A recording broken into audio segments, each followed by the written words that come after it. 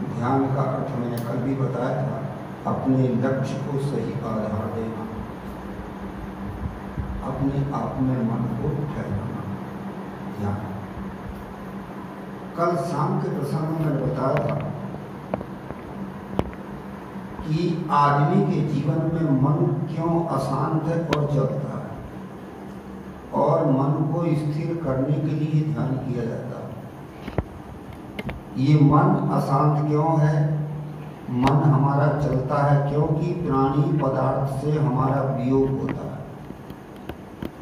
जब वियोग होता है तो उसमें होता क्या है? वस्तु छूट जाती है पर आसक्ति बनी रहती है, वही बन जाता है। खाया है, देखा है, पिया है, सुना है, किया है, आसक्ति बनती बन जाता है। दूसरे नंबर में वस्तु तो छोड़ देते हैं परंतु वहाँ प्राणियों में बन जाता है द्वेष और पदार्थों में बन जाता है राग। यही राग देश में हमारा मन चलता है। तीसरी बात बताया था कि जब हम त्याग कर देते हैं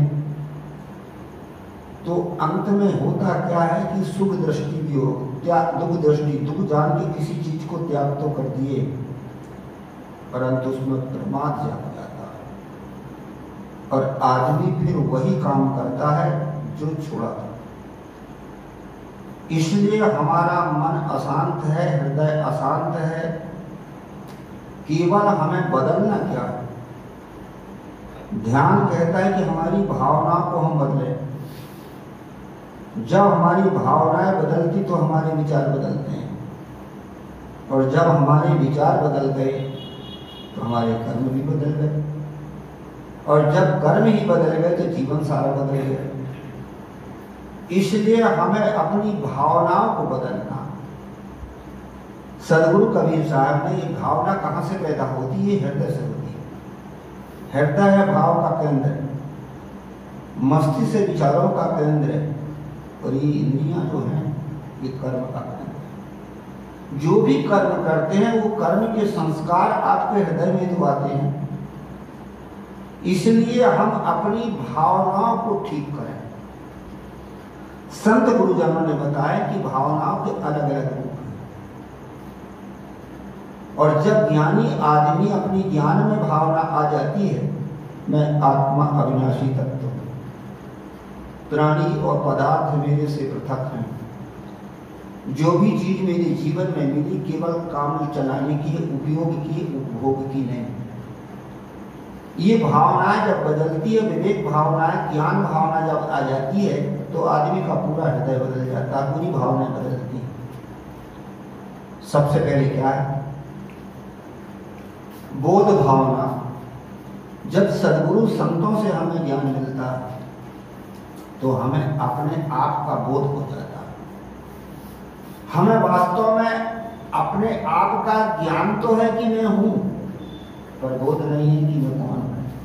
हर आदमी को ज्ञान है मैं हूं। किसी से पूछो भैया, बोल देता है हाँ, उसे पता है कि मुझे कहा जा रहा है, मेरा ही नाम लिया जा रहा है, पर मैं कौन हूं?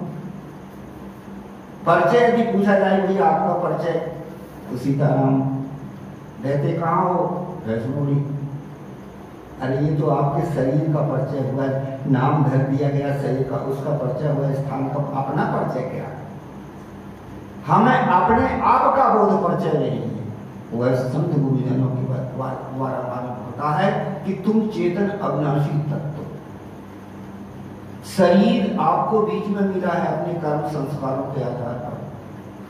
प्राणी पदार्थ भी आपको आप में आपके बीच में मिले, प्राणी जो कर्म संस्कारों को भोगने के लिए, सहयोग के लिए, परंतु आप तो चेतन हो, अविनाशी तत्व। जब हमें अपने अविनाशी तत्व का बोध हो जाता है तो अपने आप में हम ठहराव होते हैं। कहा जाता है कि एक बार आदि शंकराचार्य और नंदनी कोई ग्राम था वहां पे, और प्रभाकर नाम का एक पंडित रहता था, और उसका पंडित का उस पंडित का एक लड़का था जिसका नाम था हस्तामलक। परंतु वो स्वेच्छाचारी था, खा ले कोई दे दे तो खा ले, नहीं तो नहीं खा ले। कोई कुछ कह दे कर दे, नहीं तो नहीं करता था, हंसता बैठा रहता।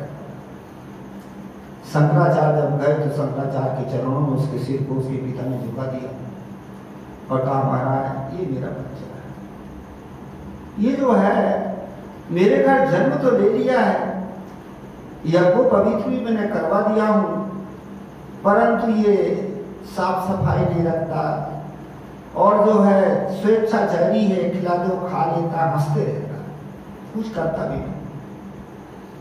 कहानी में लिखा हुआ है कि शंकराचार्य जो है जान गए कि ये आत्मदर्शी, इसलिए शांत है, तो उन्होंने उसको एक श्लोक से कहा, प्रश्न किया, कस्तम शिशो कस्य कुतोषि गंता केनाम तेतोम कुत आगतोषि एतन्मयुक्तम वज्जार वक्तम मम प्रीतियो प्रीति विवर्धनोस। हे शिशु, तुम कौन हो, कहां से आए हो, तुम्हारा क्या नाम है, ये मेरे सारे प्रश्नों का जब तुम उत्तर दे दोगे तो तुम्हारी प्रीति मेरी प्रीति तुम्हारे प्रति बढ़ेगी। और कहानी ये कहती आगे कि शंकराचार्य के उस बच्चे ने उत्तर दिया, क्या उत्तर दिया, आत्म परिचय, ना हम मनुष्यो न चादैव यक्षो ना ब्राह्मणा क्षत्रिय वैश्य शूद्र ना ब्रह्मचारी न गृही वंशो और भिक्षु न चाहम निजबोध रूप। न मैं मनुष्य हूँ, न दैव हूँ, न यक्ष हूँ, न ब्रह्मचारी हूँ, न ब्राह्मण हूँ, मैं कुछ भी नहीं हूँ, तो क्या हूँ, बोध स्वरूप आत्मा। ये परिचय हमारा वही।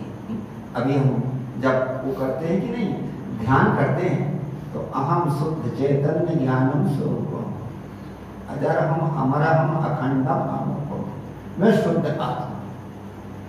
जब हमें ये आत्मतत्व का परिचय, आत्मतत्व का बोध हो जाता है, तो हमारे भीतर में आत्मभाव आ जाती है, मैं आत्मा। शरीर है जब तक जीवन है तब तक, पर शरीर मेरा नहीं है, मेरा तो मैं हूं ना, शरीर तो ये बीच में मिला छूटेगा, प्राणी पदार्थ हैं, परंतु ये मेरे नहीं है, केवल जीवन का यापन काम चलाने के लिए है।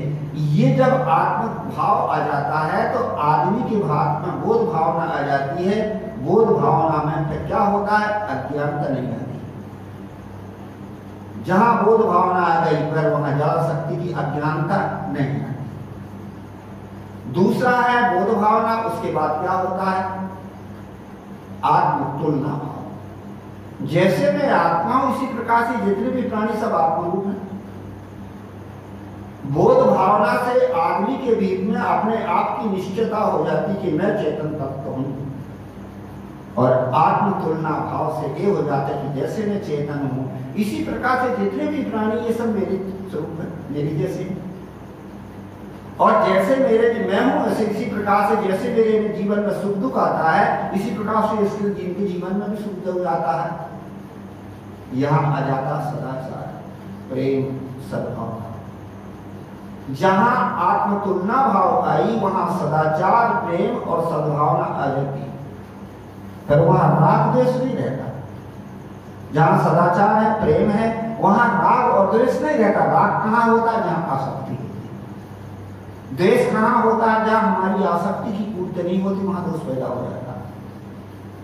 इसे राग द्वेष रहे, इससे वर्तमान जीवन हमारा सुखी होता है। तीसरी भावना क्या है, वस्तु तुलना भाव। वस्तु तुलना का भाव, जितनी भी वस्तु हमसे भी जाती अलग है, परंतु ये केवल काम लेने की है। और काम लेने के साथ साथ में जैसे मुझे किसी चीज की आवश्यकता है और दूसरे को भी तो है, ये वस्तु तुलना जहां भाव आ जाता है वहां स्वार्थ आता है। आदमी के भीतर में वस्तु को अपना मान रखता है, आसक्ति बनी है, वही स्वार्थ बना रहता है। वही होता छल, कपट, बेईमानी, अत्याचार। कहां से पैदा होता है, यही से तो होता है। तो जब स्वार्थ हट जाता है तो वहां तो कौन सी भाव, स्वार्थ भाव हट गया, वहां प्रेम और मजबूत होता है। आदमी के जीवन में स्वार्थ है, स्वार्थ से प्रेम टूटता है। और जहां स्वार्थ हट गया वहां प्रेम पैदा हो जाता है। इसलिए कहते वस्तु तुलना भाव, जैसे मुझे एक चीज की जरूरत है और सबको भी तो है, इसलिए मिल बांट के खाओ। कहा जाता है राजस्थान में जैनियों की जमात चल रही थी और उस जैनियों की जमात में हुआ कि 1 ग्राम पानी था, पानी का अभाव और बता दिया, और 100 संत थे, बता दिया गया कि सबको 2-2 गिलास का अधिकार है, 2-2 गिलास पानी सब पी सकते हैं। एक संत ने क्या काम किया, 5-6 गिलास पानी पी लिए। गुरु को जब पता चला तो उनके गुरु ने कहा कि देखो तुमने पानी ज्यादा पी लिया, इसलिए तुम्हारे ऊपर दंड है 40 दिन का प्रायश्चित उपवास। उसने कहा भाई 40 दिन का प्रायश्चित उपवास मुझे क्यों थोपा गया? क्या इसलिए कि तुमने पानी ज्यादा पी लिया। हर आदमी अपनी अपनी दलील पेश करता है, उसने अपनी दलील पेश किया, क्या बताइए कि ये पानी किस लिए, क्या पीने के लिए, पिया क्यों जाता है, प्यास मिटाने के लिए, और प्यास मिटाने तो मैंने उतना ही पानी तो पिया जितने में मेरी प्यास मिटी, तो मैंने ज्यादा कहां पिया।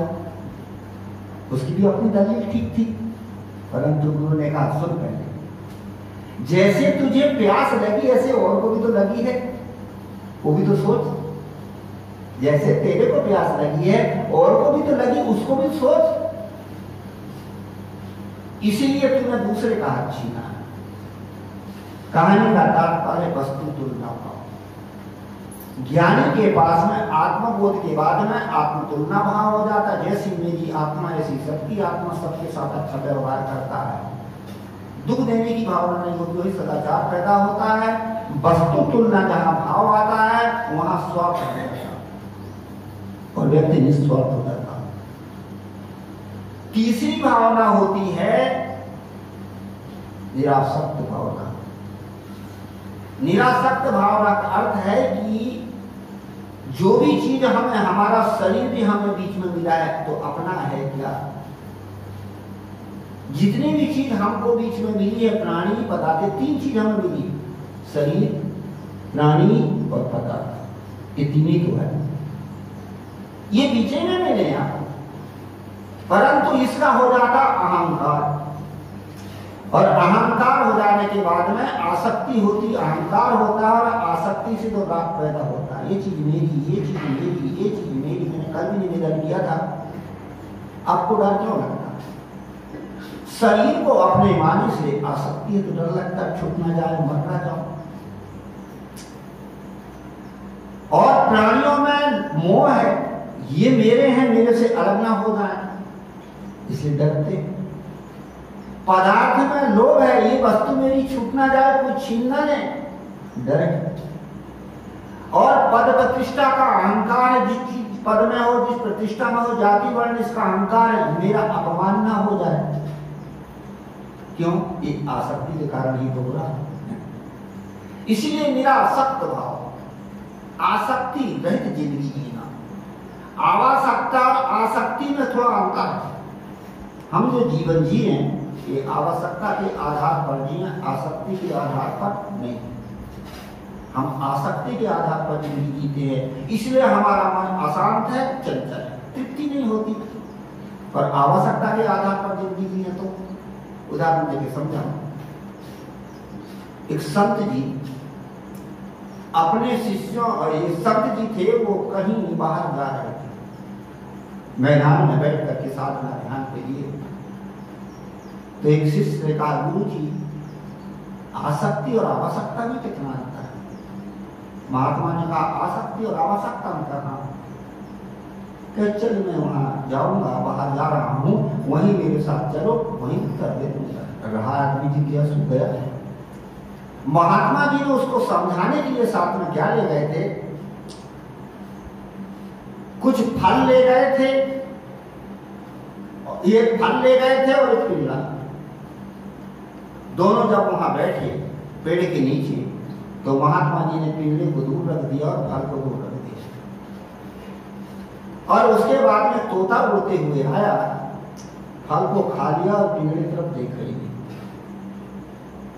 दूसरे दिन फिर महात्मा गए, उस शिष्य को लेकर अब की बार 2 फल ले गए। एक फल को पिंजरे में रख दिया था और दूसरे फल को पिंजरे से बाहर। तोता पुनः आया और बाहर के फल को खा लिया और भीतर के फल के लिए चोंच मार मार के मर गए। शिष्य ने कहा, गुरुजी 2 दिन से हो गए, मेरे प्रश्न का उत्तर तो आप दे ही नहीं रहे हो। महात्मा ने कहा, कल से तो देना शुरू किया हूं, आज तक तो भी समझ में नहीं आई। मैं क्या कर रहा था, मैंने क्या प्रतिक्रिया किया, क्या किया? क्या महाराज आप वही कर रहे थे, पहले दिन तो फल लाए और फल को आपने अलग रख दिया और पिंजरे को अलग रख दिया। तोता आया, फल खा लिया, पिंजरे की तरफ नहीं देखा। महात्मा ने कहा, वो पिंजरे की तोते की आवश्यकता पूरी हो गई थी, इसलिए वो पिंजरे तरफ नहीं देखा। दूसरे दिन मैंने क्या किया? दूसरे दिन आपने 2 फल ले गए। एक फल तो पिंजरे के अंदर रख दिया था और दूसरा फल पिंजरे के बाहर। तोता आया, बाहर के फल को तो खा लिया, पर भीतर के फल के लिए चोंच मार मार के मार गया। महात्मा ने कहा, वो तोता की थी आसक्ति। आवश्यकता तो बाहर के फल से पूरी हो गई थी, पर आसक्ति की पूरी नहीं हुई, पूर्ति नहीं हुई, इसलिए पिंजरे से चोंच मार मार करके मर गया। कहानी का तात्पर्य अब समझ गए होंगे। आवश्यकता है जरूरत और आसक्ति है जरूरत नहीं। मन की पूर्ति के लिए आसक्ति हम करते, पर मन कभी पूरा पड़ता है? मन की तृष्णा, मन की चाहना, मन का राग कभी पूरा पड़ता है? ऐसे एक संत और नहाने के लिए जा रहे थे। एक ने पूछा, गुरुजी तृष्णा का क्या स्वरूप है? महात्मा ने कहा, और बढ़ना, अपूर्ति होना, पूर्ति कभी ना होना, उसका नाम है तृष्णा। कह अच्छा महाराज, तो कह गुरुजी ठीक से समझाइए। महात्मा ने कहा, चल मेरे साथ, मैं कुआं पर जा रहा हूं, वहीं स्नान करूंगा, वहीं समझा दूंगा। शिष्य हो गया। महात्मा ने क्या काम किया कि बिना बहने की बाल्टी पड़ी थी, बाल्टी को रस्सी में बांधा और बांधने के बाद में जब महात्मा ने रस्सी में बाल्टी को डुबाया तो लग गया कि बाल्टी भर गई, ऐसा लगा। और जब बाल्टी को ऊपर किया तो खाली की खाली, बार बार डुबोते, बार बार निकालते। शिष्य ने कहा, महाराज मैं पूछा था तृष्णा का स्वरूप है, क्या स्वरूप है, आप बता नहीं रहे? तो बता तो रहा। ये क्या बता रहे? कहते जब मैंने बाल्टी को डुबाया तो कैसी लगी? गुरुजी भर गई। और ऊपर उठा तो कैसे रहेगा? गुरुजी खाली की खाली है। एक तृष्णा का स्वरूप। आदमी को लगता है कि भर गया, फिर बाद में खाली की खाली, एक तृष्णा का स्वरूप। ये कहां से पैदा होता है? ये पैदा होती है आसक्ति से। आदमी के भीतर आसक्ति बनी रहती है। मैं समझा रहा था कि आवश्यकता और आसक्ति, जीवन में हमारी आवश्यकताएं पूरी हो सकती हैं पर आसक्ति पूरी नहीं हो सकती। इसलिए हमारे हृदय में क्या है? आसक्ति भाव है। ज्ञानी का हृदय निरासक्त हो जाता है। वहां आसक्ति नहीं, केवल आसक्ति आवश्यकता के लिए, गुजारा के लिए जिंदगी जीता है और निश्चित जिंदगी जीता। इसको कहते हैं और निरासक्त भाव। और फिर आखिरी भाव क्या है? निरासक्त भाव कहां से पैदा होता है? जब हमारे भीतर में वैराग्य हो। अभी हमारे संत जी जब बीच में आप ध्यान कर रहे थे तो कुछ थोड़े से बताए थे, वैराग्य से मन स्थिर होता। ये वैराग्य भावना, जहां वैराग्य भावना होती है वहां मन में स्थिरता आ जाती, मन समझ लेता, ठहर जाता मन। जहां आसक्ति बढ़ती है वहां मन और बना लेता, और कर लेता, और खा लेता। और वैराग्य भावना होती है, अरे जो है वही काम का है, ज्यादा क्या करना। वैराग्य में त्याग पैदा होता है और त्याग जहां पैदा होता है वहीं तो स्वतंत्रता आती। जो भी त्यागी व्यक्ति हो उसके जीवन में स्वतंत्रता रहती। क्यों? आसक्ति है ही नहीं। इसलिए जो भी सामने आता है उसको त्यागता है। सदगुरु कबीर ने बड़ी सुंदर बात कही है, कहा ही कबीर सुनो हो संतो, ज्यों आवे त्यों फेरी। जैसे हमारे भीतर में आसक्ति आ गया फिर तो वैराग्य की कमी के भी कारण ही हमारे भीतर में आसक्ति, चाहनाएं, कामनाएं होती हैं और उनकी पूर्ति नहीं हो पाती। कभी भी जीवन में नहीं चाहना की वृद्धि नहीं होती। बड़ा सुंदर पद था, पहले किसी कोई गाते थे संत लोग, विषयों से मन को तृप्त कराना नहीं अच्छा, जलती अग्नि को घी से बुझाना नहीं अच्छा। जितने हम चाहना बनाएंगे, चीजों की चाहना बनाएंगे, मन कभी तृप्त होते ही नहीं, अतृप्त की अतिरिक्त बना रहता है। इसलिए कहा जाता है कि इसके लिए हमें क्या, निरासक्त भाव, निरासक्त भाव से जीवन स्वतंत्र होता है। जिसके भीतर आसक्ति, राग बनी रहती, उसका जीवन कभी भी स्वतंत्र नहीं होता, परतंत्र ही रहता है। चीज तो मिल जाती है और मिलने के बाद में मन की पूर्ति नहीं हो पाती, और कर लेता, और बना लेता, और खा लेता, और कर लेता, और कर लेता, पूरा जीवन ही बीत जाता है, परंतु मन चंचल की चंचल। निरासक्त व्यक्ति वास्तव में असली जिंदगी जीता, वो आसक्ति से रही जिंदगी जीता। थोड़ा सा प्रसंग और घुमा रामायण का प्रसंग है। कहा जाता है कि जो वैराग्यमान होते हैं उसके पास विकार नहीं होता। विकार का है आसक्ति, राग। जितने भी विकार पैदा होते हैं ये काम से शुरू होते हैं। काम माने आसक्ति होती, इच्छाएं, किसी वस्तु की इच्छा, एक काम है, उसकी पूर्ति ना होना तो क्रोध है, कुछ पूर्ति हो गई तो मोह हो जाता है, लोभ हो जाता है, फिर और हो गया तो मोह हो जाता है, फिर हो जाता अहंकार, तो मेरे से आगे कोई ना बढ़े, ये भावना बन जाती है। तो इसी प्रकार से जो है ये सब कहां से पैदा होते हैं, ये सब कहां से, जितने भी विकार पैदा होते हैं ये कहां से होते हैं, ये सारे आसक्ति से होते हैं। तो मैं बता रहा था, मैं रामायण का थोड़ा प्रसंग है। राम, लक्ष्मण, भरत और शत्रुघ्न, ये चार भाई बताए गए हैं। अध्यात्म के आधार पर अध्यात्म महापुरुषों ने इसका निष्कर्ष निकाला, अध्यात्म का चिंतन किया तो ज्ञान है राम, विवेक है लक्ष्मण, विचार है शत्रुघ्न और भरत है वैराग। अब ज्ञान है राम। राम के पास में भी एक स्त्री आई थी जिसका नाम कथा के अनुसार है ताड़का, और ताड़का को राम ने मार दिया। इसी प्रकार से ज्ञानी के पास में भी ताड़का रूपी क्रोध आता है, परंतु ज्ञान के द्वारा उसे मारता, इसलिए वो ज्ञानी है। आता नहीं, ऐसी बात नहीं, आता है, पर ज्ञान के द्वारा उसे मार देता है, इसलिए वो ज्ञानी। दूसरे नंबर में लक्ष्मण। लक्ष्मण के पास में भी एक स्त्री आई थी, लक्ष्मण है विवेक, उसका नाम था क्या, शूर्पणखा, उसकी नाक कान काट लिया। इसी प्रकार से विवेकवान के पास में काम रूपी शूर्पणखा तो आती है, काटता है, इसलिए वो विवेकमान, विकार आया पर हटा दिया। तीसरे नंबर में है शत्रुघ्न। शत्रुघ्न के पास में भी एक स्त्री आई थी जिसका नाम था मंत्रा, और उसकी कमर ही तोड़ दिया। इसी प्रकार से शत्रुघ्न कौन है, विचारवान के पास में भी मंत्रा रूपी लोग आता है, तोड़ता है, इसलिए वो विचारवान। पर भरत है वैराग। भरत के पास कोई आया था नहीं, क्यों नहीं आया, क्योंकि भरत ने अपनी माता से संबंध तोड़ दिया था। इसलिए वैराग्यमान ज्ञान, वैराग्यमान त्यागमान ममता रूपी आसक्ति से संबंध तोड़ता, इसलिए विकार नहीं आता। ये विकार हमारे विकार आते, काम है, क्रोध है, लोभ है, मोह है, चिंता है, विकार है, राग है, द्वेष है, ये विकार कहां से पैदा होते हैं, मैंने कल बताया। पानी के स्वरूप में लहर नहीं, परंतु हवा के कारण बह सकती है। ऐसे हमारे भीतर में क्या है, आसक्ति है, राग है, और वो हमारे मन को हिलाता। शिखा दीप को जैसे वायु हिलावे, तथा जीव ही को विषय फेरी माने। जैसे दीपक की शिखा को हवा हिलाती है,